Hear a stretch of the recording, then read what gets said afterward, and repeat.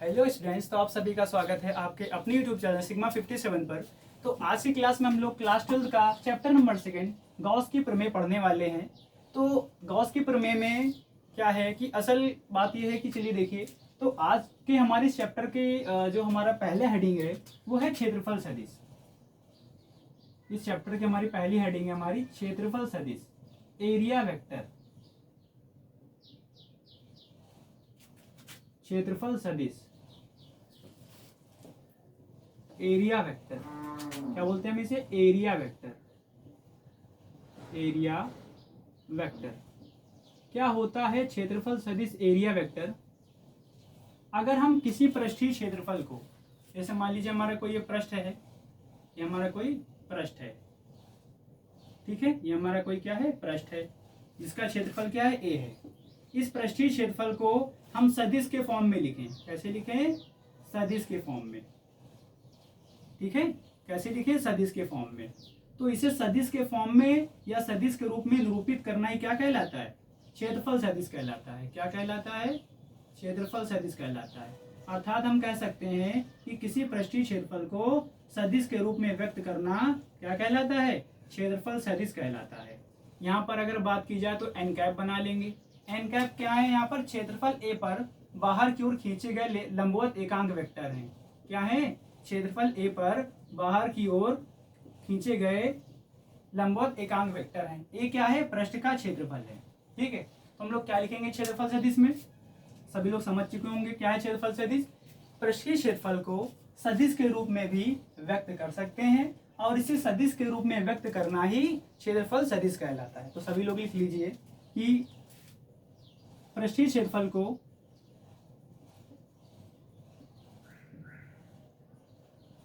पृष्ठीय क्षेत्रफल को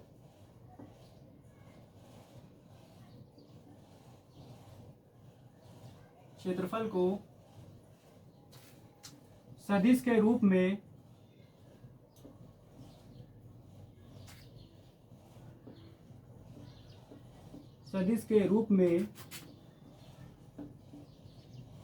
भी व्यक्त किया जा सकता है।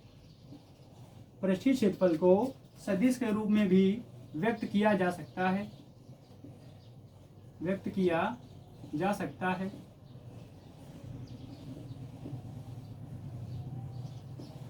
कॉमा इसे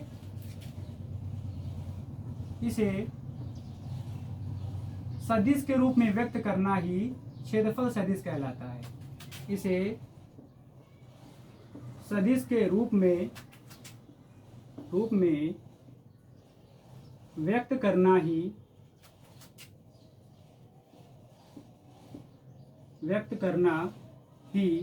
क्या कहलाता है? हमारा क्षेत्रफल सदिश कहलाता है। क्या कहलाता है? क्षेत्रफल सदिश कहलाता है। क्षेत्रफल सदिश कहलाता है।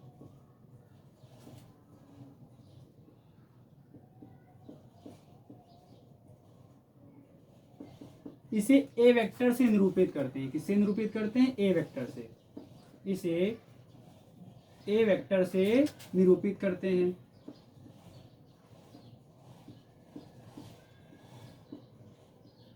इसे ए वेक्टर से निरूपित करते हैं। अगर कोई इसके फॉर्मूले की बात करे तो फॉर्मूला क्या होता है? ए वेक्टर बराबर ए इंटू एन कैप। ए वेक्टर बराबर ए इंटू एन कैप। यहाँ पर ए वेक्टर क्या है? क्षेत्रफल सदिश है। ए क्या है? पृष्ठ का क्षेत्रफल है। एन कैप क्या है? क्षेत्रफल ए पर बाहर की ओर खींचे गए लंबवत एकांक वेक्टर हैं। तो लिख लीजिएगा, जहां ए वेक्टर बराबर क्षेत्रफल सदिश, क्या है? क्षेत्रफल सदिश, और एन कैप क्या है? क्षेत्रफल ए पर बाहर की ओर खींचे गए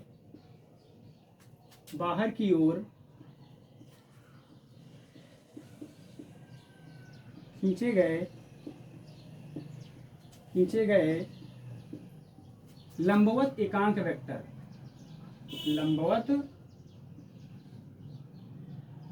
लंबवत एकांक वेक्टर, लंबवत एकांक वेक्टर।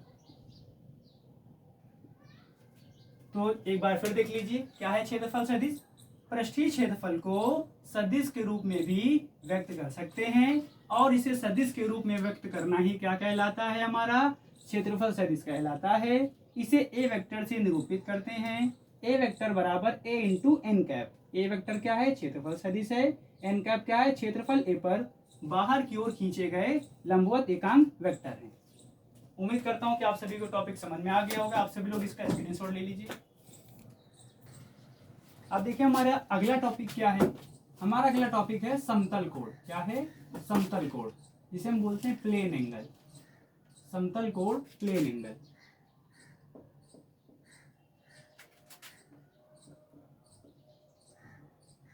प्लेन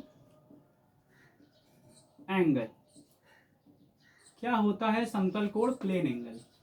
तो जैसे हमारे पास कोई वृत्त है और वृत्त का चाप उस वृत्त के केंद्र पर, किसी वृत्त पर बनाया गया चाप उस वृत्त के केंद्र पर जितना कोण बनाएगा उसे हम क्या कहते हैं? समतल कोण कहते हैं। क्या कहते हैं?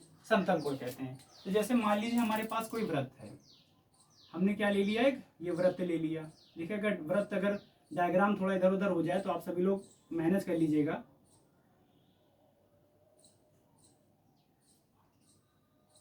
हमारे पास ये क्या है? कोई वृत्त है और ये इसका केंद्र हो गया।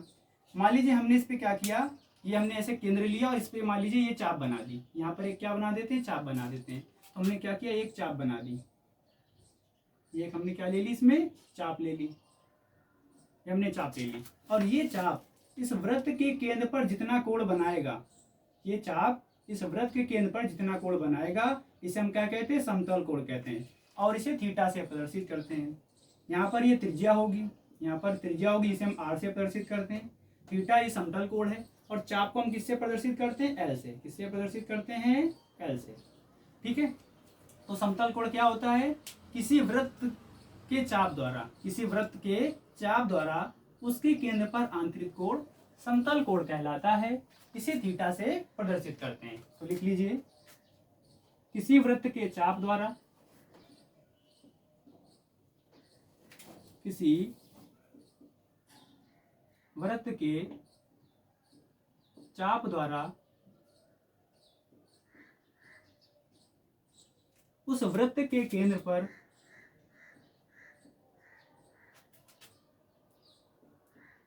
उस वृत्त के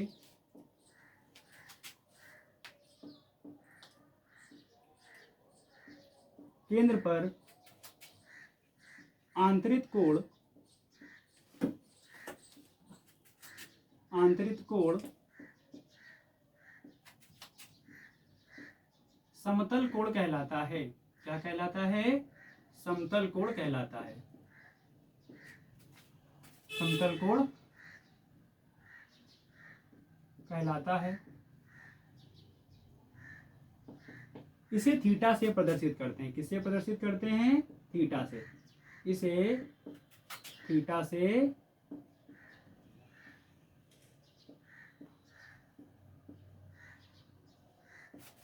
प्रदर्शित करते हैं। किससे प्रदर्शित करते हैं? थीटा से। इसे थीटा से प्रदर्शित करते हैं। अगर कोई इसके फॉर्मूले की बात करें तो आप लोग क्या बनाएंगे? समतल कोण। क्या बताएंगे? समतल कोण। समतल कोण जिसे हम किससे प्रदर्शित करते हैं? थीटा से। किससे प्रदर्शित करते हैं? थीटा से। थीटा बराबर क्या होगा? चाप बटे त्रिज्या। चाप बटे त्रिज्या।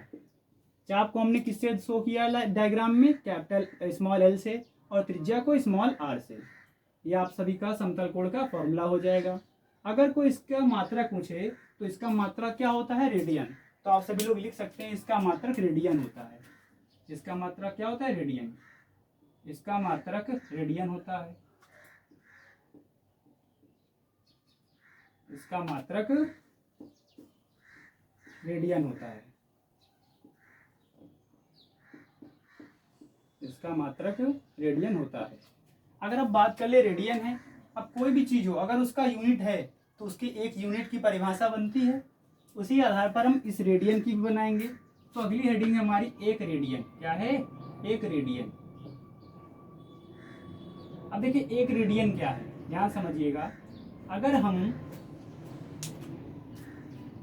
इस चाप को त्रिज्या के बराबर ले लें, अगर हम मान लें कि ये जो चाप है इस त्रिज्या की लंबाई के बराबर है, अगर हम मान लें कि हमने जो वृत्त के परिता जो हमने चाप लिया है उस चाप की लंबाई इस त्रिज्या की लंबाई के बराबर है, तो ये आर और ये एल भी आर के बराबर हो जाएगा, मतलब चाप भी आर के बराबर हो जाएगी त्रिज्या के बराबर, और त्रिज्या से त्रिज्या एक बार में कट जाएगी, तो समतल कोण क्या बनेगा, एक बनेगा। सपोज दैट हम ये लेट कर लें कि जो एल है वो हमारा आर के बराबर है, तो हम एल की जगह आर रख देंगे, आर अपॉन आर करके एक बार में कट जाएगा, तो थीटा का मान क्या आ जाएगा, एक रेडियन। अर्थात हम यहाँ से कह सकते हैं कि एक रेडियन क्या है, एक रेडियन वह समतल कोण है जो किसी वृत्त की त्रिज्या के, जो किसी वृत्त की त्रिज्या के बराबर लंबाई का चाप उस वृत्त के केंद्र पर आंतरित करता है। तो हम लोग ये लिखेंगे एक रेडियन में, एक रेडियन क्या है, एक रेडियन वह समतल कोण है, एक रेडियन वह समतल कोण है, एक रेडियन वह समतल कोण है जो किसी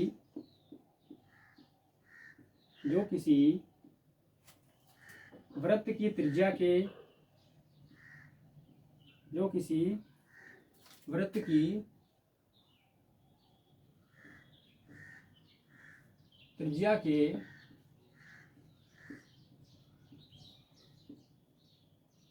बराबर लंबाई का चाप, बराबर लंबाई का चाप उस वृत्त के केंद्र पर आंतरित करता है, उस वृत्त के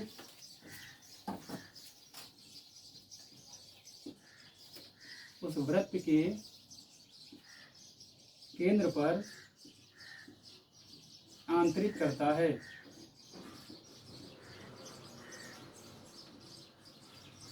उस वृत्त के केंद्र पर आंतरित करता है। आप सभी लोग इसका स्क्रीनशॉट ले लीजिए। अब बढ़ते हैं अगले टॉपिक की ओर, जिसका नाम है हमारा घन कोण। अब देखिए हमारा अगला टॉपिक है घन कोण। क्या है, घन कोण, जिसे हम बोलते हैं सॉलिड एंगल। क्या बोलते हैं, सॉलिड एंगल। घन कोण,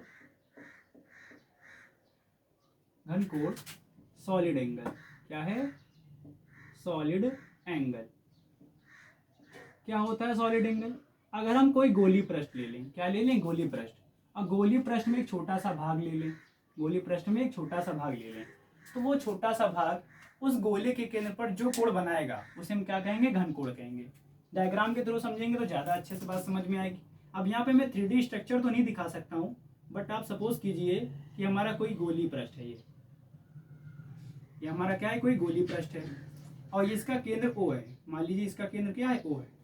हमने इस पे एक छोटा सा भाग ले लिया, अवयव क्षेत्रफल ले लिया हमने DA। हमने यहाँ पे क्या किया, एक अवयव क्षेत्रफल DA ले लिया है, हमने एक अवयव क्षेत्रफल ले लिया है बिंदु P पर, ठीक है। और इसका अवयव क्षेत्रफल क्या हमारा DA है। क्या है, DA। यहाँ से लेके यहाँ तक की दूरी क्या है, हमारी त्रिज्या है, और त्रिज्या को हम किससे शो करते हैं, R से। किससे शो करते हैं, R से, ठीक है। और ये अवयव क्षेत्रफल इस केंद्र पर जितना कोण बनाएगा, ये अवयव क्षेत्रफल इस केंद्र पर जितना कोण बनाएगा उसे हम क्या कहते हैं, डी ओमेगा कहते हैं। क्या कहते हैं, डी ओमेगा कहते हैं, मतलब डी ओमेगा से प्रदर्शित करते हैं, और इसे हम क्या कहते हैं, घन कोण कहते हैं, ठीक है। ये हमारा कोई गोली पृष्ठ है, ऐसे में ऐसे दिखा सकते हैं हम इसको, ठीक है। तो क्या होगा, किसी गोली पृष्ठ के, घन कोण क्या होता है, किसी गोली पृष्ठ के सूक्ष्म भाग द्वारा, किसी गोली पृष्ठ के सूक्ष्म भाग द्वारा उस गोले के केंद्र पर आंतरित कोण घन कोण कहलाता है। इसे डी ओमेगा से प्रदर्शित करते हैं। किससे प्रदर्शित करते हैं, डी ओमेगा से। अगर पूरे गोले के कारण बात की जाए तो भी घन कोण होगा, बट उसे ओमेगा से प्रदर्शित करेंगे। तो घन कोण क्या होता है, किसी गोली पृष्ठ के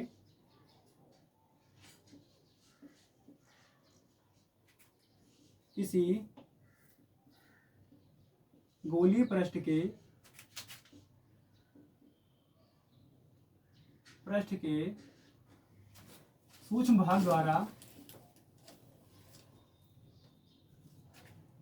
सूक्ष्म भाग द्वारा उस गोले के केंद्र पर आंतरिक कोण, उस गोले के केंद्र पर आंतरिक कोण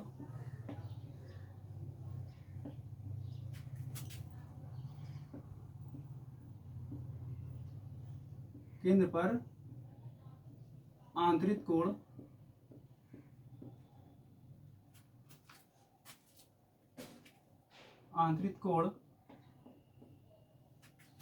घनकोण कहलाता है। आंतरिक कोण घनकोण कहलाता है।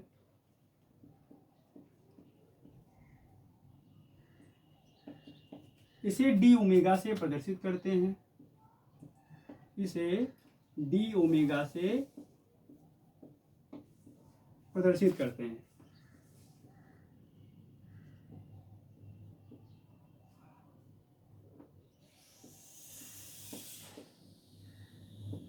अब यदि हम मान लें कि गोलीय पृष्ठ की त्रिज्या क्या स्मॉल आर है, यदि गोलीय पृष्ठ की त्रिज्या स्मॉल आर है और लिया गया भाग जो है डीए है, तब डीए से निर्गत कुल तब घनकोण क्या होगा, डी ओमेगा बराबर डी अपॉन आर स्क्वायर। यदि हम मान लें कि गोलीय पृष्ठ की त्रिज्या आर है, तब घनकोण क्या होगा, माना गोलीय पृष्ठ की त्रिज्या क्या है, आर है, माना गोलीय पृष्ठ की त्रिज्या आर है, क्या है, स्मॉल आर है, तब घनकोण डी ओमेगा क्या होगा हमारा, तब डी ओमेगा क्या होगा हमारा, तब डी ओमेगा बराबर होगा हमारा D A upon R square. क्या होगा, D A upon R square. ठीक है, और इसका मात्रा क्या होता है, स्टेरेडियन होता है। क्या होता है, स्टेरेडियन। ठीक है, तब हमारा घनकोण डी ओमेगा बराबर क्या होगा, D A upon R square. ठीक है, अब अगर हम मान लें कि डी ए क्या है, आर स्क्वायर है, डी ए क्या है, आर स्क्वायर है, तो आर स्क्वायर से आर स्क्वायर एक बार में कट जाएगा, तब डी ओमेगा बराबर क्या हो जाएगा, एक स्टेरेडियन। क्या हो जाएगा, एक स्टेरेडियन। तो इसी आधार पर हम अगली हेडिंग डालेंगे, एक स्टेरेडियन। क्या डालेंगे, एक स्टेरेडियन। हमारा अगला टॉपिक है एक स्टेरेडियन।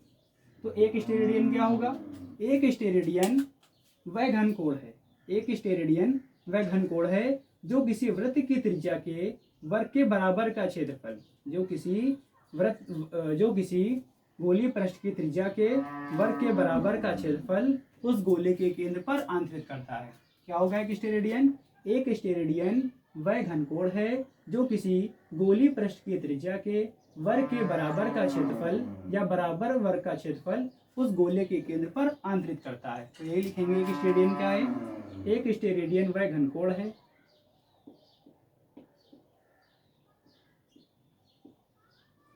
एक स्टेरेडियन वह घनकोण है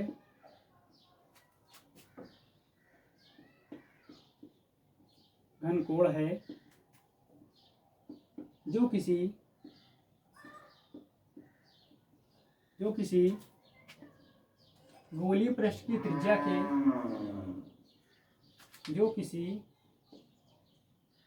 गोलीय पृष्ठ की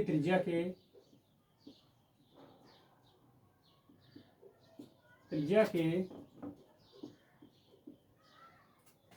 वर्ग के बराबर का क्षेत्रफल, वर्ग के बराबर का क्षेत्रफल उस गोले के केंद्र पर आंतरित करता है, उस गोले के केंद्र पर आंतरित करता है, उस गोले के केंद्र पर आंतरित करता है, उस गोले के केंद्र पर आंतरित करता है। अब ये बात हो गई छोटे से क्षेत्रफल के द्वारा। अगर हम पूरे क्षेत्रफल की बात करें, पूरे गोलीय पृष्ठ की बात करें, तो पूरे गोलीय पृष्ठ के कारण क्या बनेगा, ओमेगा। अगर हम संपूर्ण गोले की बात करें, अगर हम यहाँ पे हेडिंग अब बात कर ले, हेडिंग डालिए संपूर्ण गोलीय पृष्ठ के लिए, संपूर्ण गोलीय पृष्ठ के लिए, संपूर्ण गोलीय पृष्ठ के लिए। टॉपिक वाइज समझते चलेंगे संपूर्ण गोलीय पृष्ठ के लिए। अगर हम संपूर्ण गोलीय पृष्ठ की बात करें तो ये जो हमारा डी ओमेगा है ओमेगा में बदल जाएगा। किसमें बदल जाएगा? ओमेगा में। तो ओमेगा बराबर क्या हो जाएगा? ए अपॉन आर स्क्वायर। क्या हो जाएगा? ए अपॉन आर स्क्वायर। क्या हो जाएगा? क्योंकि ये डी ए है, अब पूरा क्या हो जाएगा? ए हो जाएगा। अब हम सभी को पता है कि गोले का जो पृष्ठ होता है, गोले का जो पृष्ठीय क्षेत्रफल होता है हमारा क्या होता है? पाई आर स्क्वायर। तो हम सभी जानते हैं कि बट अगर गोले के पृष्ठीय क्षेत्रफल की बात करें तो गोले का पृष्ठीय क्षेत्रफल क्या होता है? 4 पाई आर स्क्वायर। तो हम ए की जगह यही रखने वाले हैं। तो यहां से हमारे पास आ जाएगा omega equal to 4 pi R square upon में आर स्क्वायर। आर स्क्वायर से आर स्क्वायर कैंसिल आउट हो जाएगा, इसलिए ओमेगा बराबर क्या हो जाएगा? 4 पाई। अर्थात यहाँ से निष्कर्ष निकलता है कि संपूर्ण गोलीय पृष्ठ द्वारा बना घनकोण 4 पाई स्टेरेडियन होता है। क्या निष्कर्ष निकलता है? कि संपूर्ण गोलीय पृष्ठ से निर्गत कुल घनकोण कितना होता है? 4 पाई स्टेरेडियन होता है। यहाँ पर आप लिख सकते हैं एस टी स्टेरेडियन, आप लोग लिख सकते हैं स्टेरेडियन। ठीक है, तो यहाँ से निष्कर्ष क्या निकलता है? लिख सकते हैं स्पष्ट है कि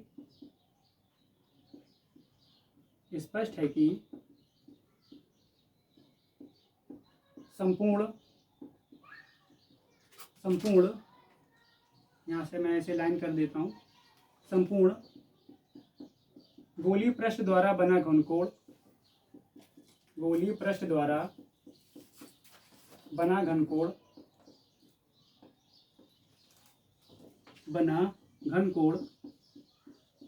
4 पाई स्टेरेडियन होता है। 4 पाई स्टेरेडियन होता है। आप सभी लोग इसका स्क्रीनशॉट ले लीजिए। अब देखिए हमारे घनकोण से रिलेटेड एक डेरिवेशन है, छोटा सा डेरिवेशन है, आप लोग समझने की कोशिश कीजिएगा। और डायग्राम पहले से बनाने का मेन रीज़न ये है कि डायग्राम थोड़ा सा अटपटा था और टेढ़ा मेढ़ा हो जाता है, इसलिए वीडियो पोस्ट करके बनाया गया। देखिए माना बिंदुओं से आर दूरी पर, कितनी दूरी पर? आर दूरी पर कोई बिंदु पी है। माना बिंदुओं से आर दूरी पर, यहाँ से यहाँ तक की दूरी क्या है हमारी? आर है। क्या है? आर। माना बिंदुओं से आर दूरी पर कोई बिंदु पी है जहाँ पर अवयव क्षेत्रफल डी ए लिया गया है। क्या लिया गया है? अवयव क्षेत्रफल डी ए लिया गया है। ठीक है, डी ए वेक्टर और N cap, D A vector और एन कैप के बीच का कोण क्या है? थीटा है। और एन कैप क्या है? क्षेत्रफल ए पर, जो हमारा क्षेत्रफल डी ए है, डी ए पर बाहर की ओर खींचे गए एकांक वेक्टर है। अगर हम डी ए को, अगर हम बिंदु पी को केंद्र मानकर आर त्रिज्या का गोला खींचें, ठीक है, तो क्या होगा? डी ए पर इसका प्रक्षेप डी ए cos थीटा होगा। डी ए पर इसका प्रक्षेप डी ए cos थीटा होगा। तब डी ए द्वारा केंद्र ऊपर आंतरिक घनकोण, तब डी ए द्वारा केंद्र ऊपर आंतरिक घनकोण हम लोग यही निकालने वाले हैं इसमें। तो देख लीजिए,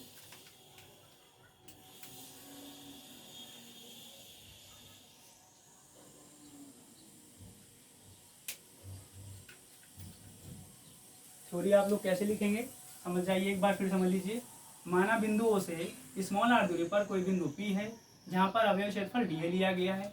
एन कैप क्षेत्रफल डी ए पर बाहर की ओर खींचे गए एकांक वेक्टर हैं। डी ए वेक्टर और एन कैप के बीच का कोण थीटा है।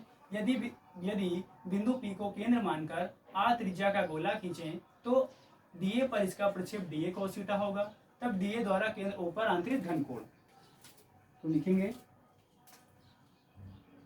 माना बिंदुओं से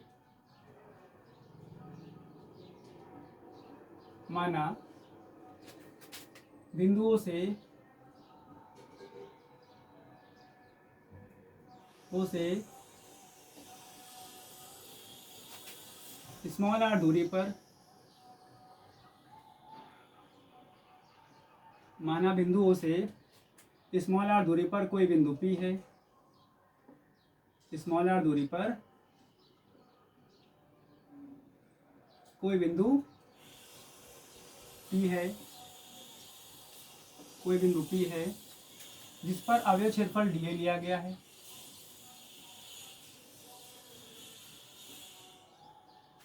जिस पर अवयव क्षेत्रफल डीए लिया गया है, अवयव क्षेत्रफल डीए लिया गया है। एन कैप क्षेत्रफल ए पर, एन कैप कॉमा लगा लीजिएगा, एन कैप डीए पर बाहर की ओर खींचे गए, एन कैप डीए पर बाहर की ओर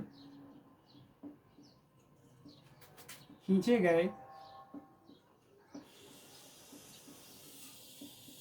लंबवत एकांक वेक्टर हैं,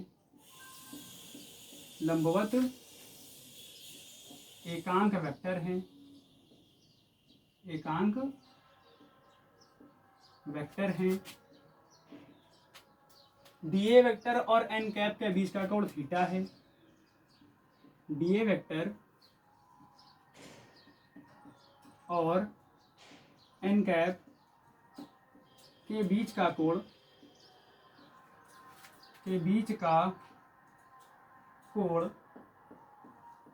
थीटा है। यदि P को केंद्र मानकर, यदि P को केंद्र मानकर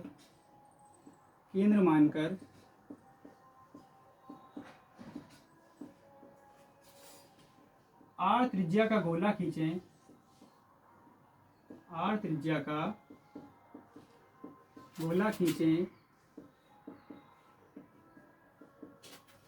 तो डीए पर इसका प्रक्षेप डीए cos थीटा होगा, इसका प्रक्षेप डीए cos थीटा होगा।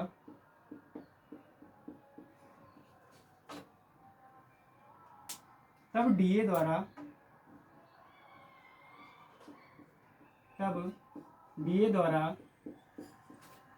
केंद्र O पर